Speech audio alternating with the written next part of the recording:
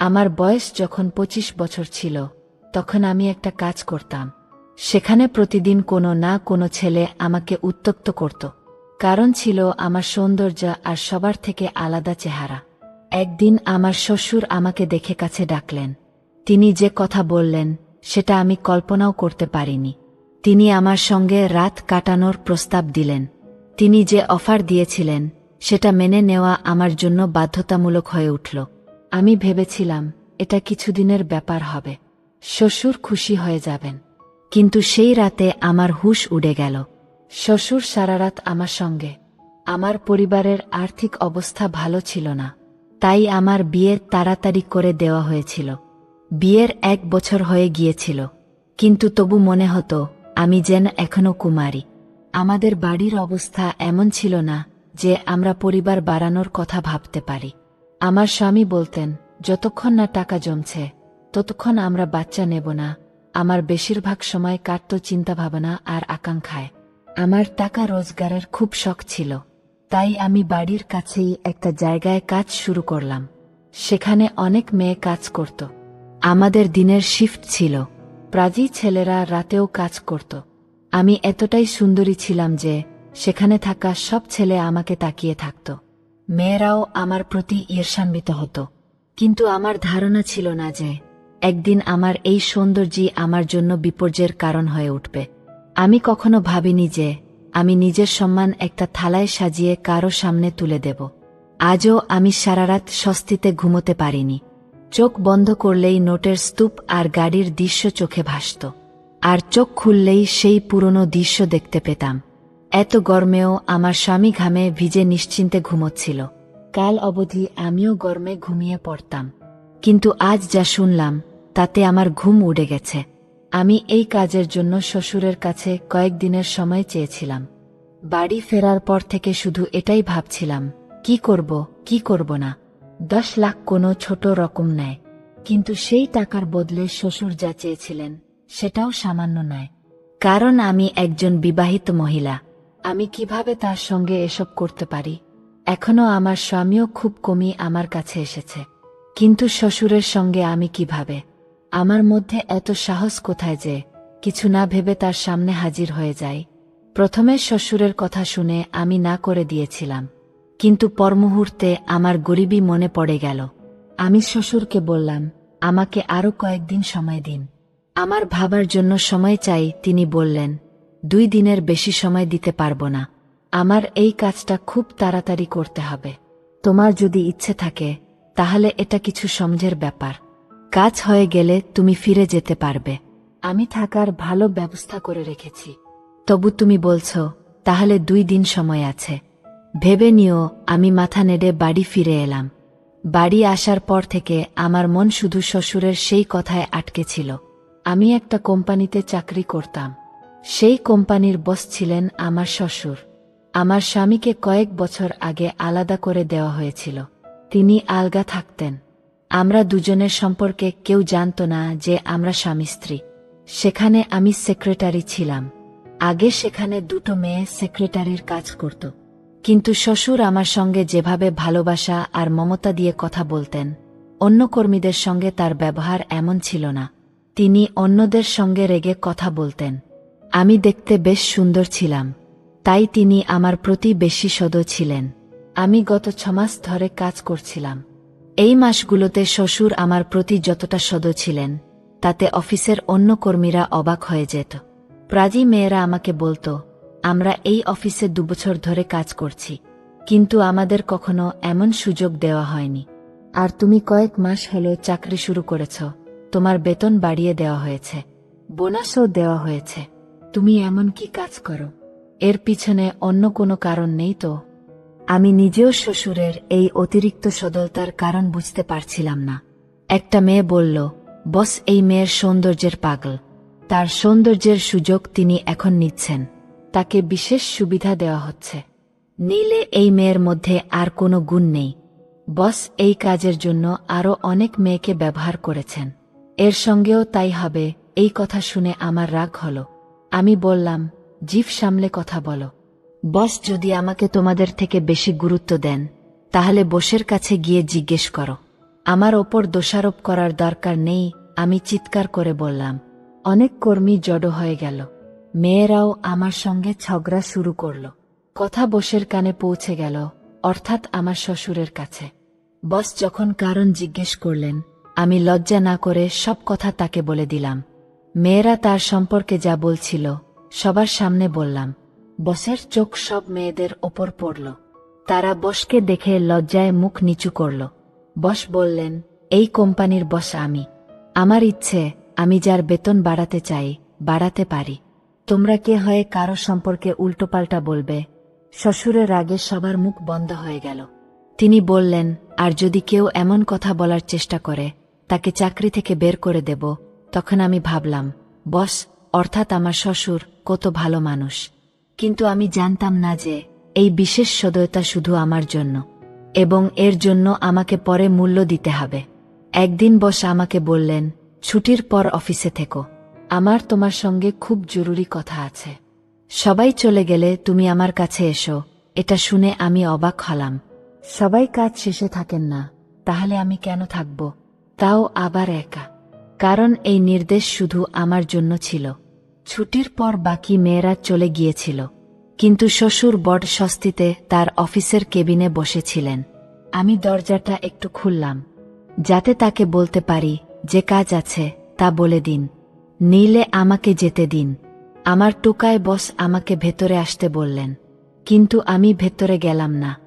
দরজা খুলে দরজার চৌকাঠে দাঁড়িয়ে রইলাম। আমি বললাম, বস বলুন, কি কথা বলতে চান? তিনি বললেন, এভাবে কথা হবে না, তুমি ভেতরে এসে আমার কাছে বসো, আমার তোমার সঙ্গে খুব জরুরি কথা আছে। আমি ঘড়ির দিকে তাকালাম, তারপর গভীর নিঃশ্বাস নিয়ে চেয়ারে বসলাম। কিন্তু আমি হতবাক হলাম যখন শ্বশুর কোনো কথা বললেন না, বরং তিনি শুধু আমাকে দেখতে লাগলেন আর মুচকি হাসতে লাগলেন। তার চোখে একটা অদ্ভুত চাহনি ছিল। এরপর তিনি যা বললেন তাতে আমি হতবাক হয়ে গেলাম। তিনি বললেন, তুমি সত্যিই খুব সুন্দরী, তোমাকে দেখলে আমি খুশি হয়ে যাই। শ্বশুরের কথা শুনে আমি তাকে বিপজ্জনক আর রাগী চোখে দেখলাম। তিনি লজ্জা না পেয়ে হাসতে লাগলেন। আমি বললাম, আপনার লজ্জা করে না আমাকে এমন কথা বলতে? তারা জানতেন না যে আমি তার পুত্রবধূ। আমি বললাম, আমি আপনার চাকরি করতে চাই না। আমি এতক্ষণ এখানে আপনার এই অর্থহীন কথা শুনতে পারি না। আমার স্বামী বাড়িতে পৌঁছে গেছে, আমার জন্য অপেক্ষা করছে। এটা শুনে বস আমাকে অবাক হয়ে দেখলেন। বললেন, তুমি কি বিবাহিত? আমি বললাম, হ্যাঁ। এটা শুনে বসের মুখে একটা অদ্ভুত নীরবতা এলো। কিন্তু কিছুক্ষণ পর তিনি জিজ্ঞেস করলেন, তোমার যদি স্বামী থাকে আর চাকরি করে, তাহলে তুমি কেন চাকরি করছ? আমি বললাম, আমার স্বামীর বেতন খুব কম, তাই আমি তার সাহায্য করি। আমরা দুজনে রোজগার করি, তবেই আমাদের সংসার চলে। আমার কথা শুনে তিনি বললেন, ঠিক আছে, তুমি যেতে পারো। আমার কোনো কথা খারাপ লেগে থাকলে আমি মাফ চাই। তুমি কাল থেকে ডিউটিতে এসো। তিনি বেশ বিষণ্ণভাবে বলছিলেন। আমি তৎক্ষণাৎ তার অফিস থেকে বেরিয়ে গেলাম। আমার স্বামী আর আমি দুজনেই চাকরি করতাম। আমাদের বিয়ের 2 বছর হয়ে গিয়েছিল, কিন্তু আমাদের এখনো কোনো সন্তান ছিল না। আমরা সন্তান নেওয়ার কথা ভাবছিলাম না, কারণ আমাদের অবস্থা এটার অনুমতি দিচ্ছিল না। আমাদের স্বপ্ন ছিল, প্রথমে আমরা কষ্ট করে নিজেদের একটা বাড়ি কিনব, আমাদের গরিবি দূর করব, তারপর সন্তানের কথা ভাবব। এই ব্যাপারে আমাদের দুজনের মতো একই ছিল। শুরুতে সব ঠিকঠাক চলছিল, কিন্তু কিছুদিন পর আমার শ্বশুর আমাকে বললেন, তার আমার সঙ্গে খুব জরুরি কথা আছে। আমি যখন জিজ্ঞেস করলাম, কি কথা, তিনি বললেন, তিনি খুব অসহায়। আমি যদি তার সাহায্য করি, তাহলে তিনি আমার সমস্যা দূর করতে পারবেন। আমি তার কথার মানে বুঝতে পারলাম না। তখন তিনি পরিষ্কার করলেন। তিনি বললেন, আমি তোমাকে এখনই 10 লাখ টাকা দিতে প্রস্তুত, কিন্তু তার বদলে আমাকে তার একটা কথা মানতে হবে। এটা শুনে আমার মাথা ঘুরে গেল। এটা কোনো সাধারণ ব্যাপার ছিল না যে আমি সহজে মেনে নিতে পারি। প্রথমে আমি তৎক্ষণাৎ না করে দিলাম, কিন্তু তিনি বললেন, আমি ভেবে উত্তর দিই। আমি চিন্তায় পড়ে গেলাম, কারণ সেই টাকার পরিমাণ অনেক বড় ছিল। এতে আমাদের গরিবি দূর হতে পারত। তাই আমি তার কাছে 2 দিন সময় চাইলাম। তিনি বললেন, 2 দিনের বেশি সময় দিতে পারবেন না, আমাকে 2 দিনের মধ্যে উত্তর দিতে হবে। এখন আমাকে এই বিষয়ে আমার স্বামীর সঙ্গে কথা বলতে হতো। এতদিন আমরা দুজনে একে অপরের সঙ্গ দিয়েছি, আমাদের অবস্থা ভালো করার জন্য কষ্ট করেছি, কিন্তু এখন যে কথা আমাকে বলতে হবে সেটা কোনো সাধারণ কথা ছিল না। আমার বিশ্বাস ছিল আমার স্বামী না করে দেবে, কিন্তু যদি সে মেনে নিত তাহলে মাত্র 1 বছরের ব্যাপার, তারপর আমরা ধনী হয়ে যেতাম, একটা সুখী জীবন যাপন করতে পারতাম। কিন্তু এটা এত সহজও ছিল না যে আমি স্বামীর কাছে সহজে বলে ফেলতে পারি। আমার ভয় ছিল রাগের মাথায় সে যদি আমার গালে চড় মারে, কারণ এটা তার সম্মানের প্রশ্ন। কোনো পুরুষই তার সম্মান নিয়ে এমন কথা সহ্য করতে পারে না। আমার সারা রাত অস্থিরতায় কেটে গেল, শুধু এটাই ভাবছিলাম স্বামীর সঙ্গে কিভাবে কথা বলবো। আমার কাছে মাত্র 2 দিন ছিল, এর মধ্যে একটা সিদ্ধান্ত নিতে হবে। আমাদের বাড়িতে খরচ বেশি ছিল আর আজ কম। আমাদের অবস্থা এমন ছিল যে আমরা দুজনে মিলে কাজ করলেই মাস চলত। এই আয়ে আমরা কখনো নিজেদের বাড়ি বানাতে পারতাম না, তবু আমি কষ্ট করছিলাম যাতে টাকা জমিয়ে আমরা নিজেদের একটা বাড়ি কিনতে পারি।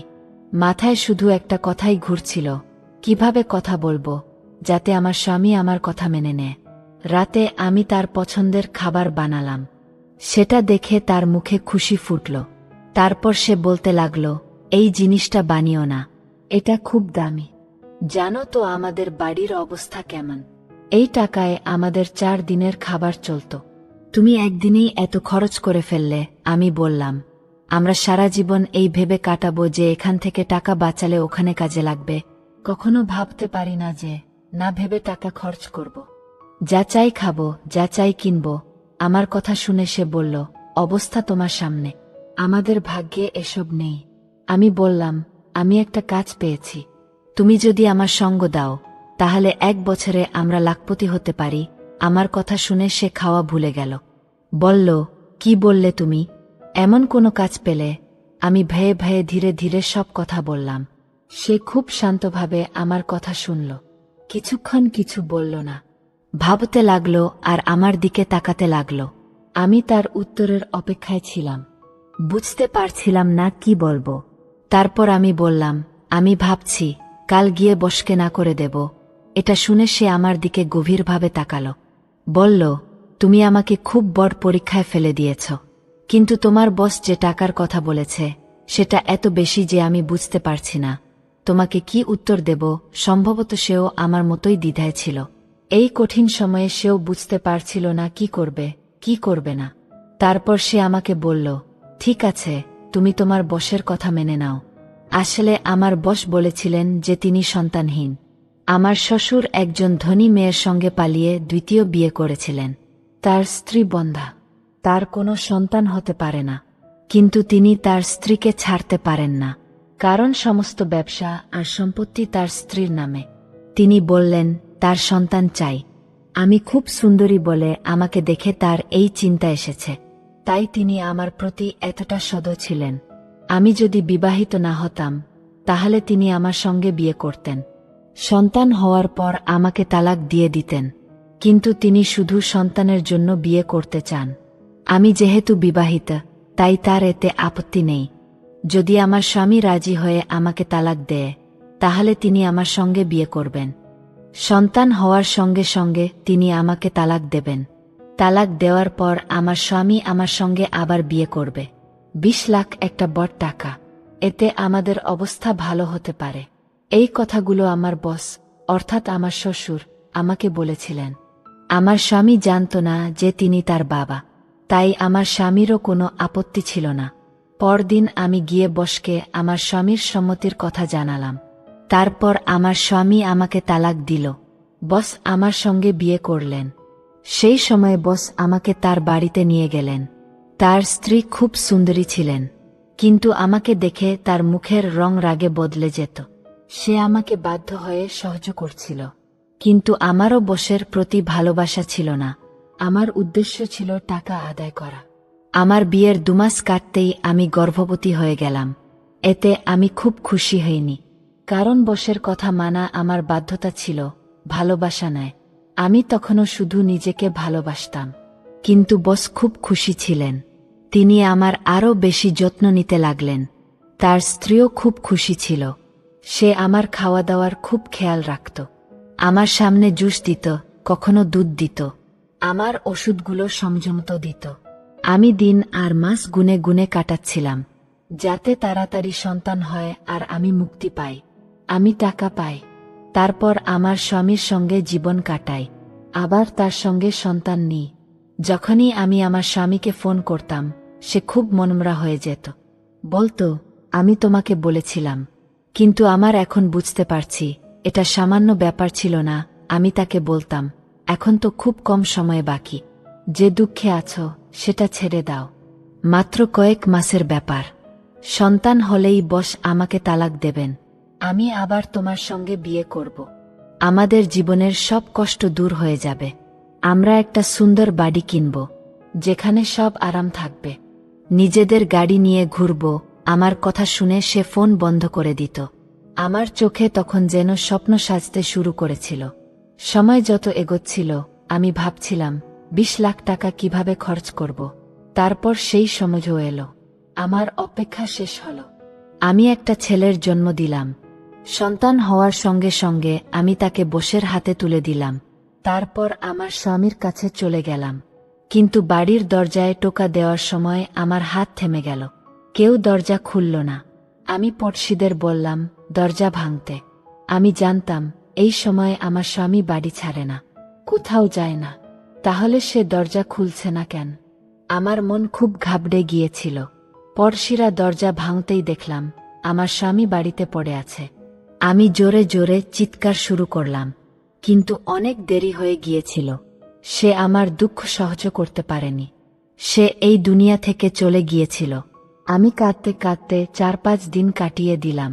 আমার কাছে আর কোনো পথ ছিল না, শুধু একটা ছিল, আমি বসের কাছে ফিরে যাই, তাকে বলি সে আমাকে সাহায্য করুক, কারণ আমি তার সন্তানের মা।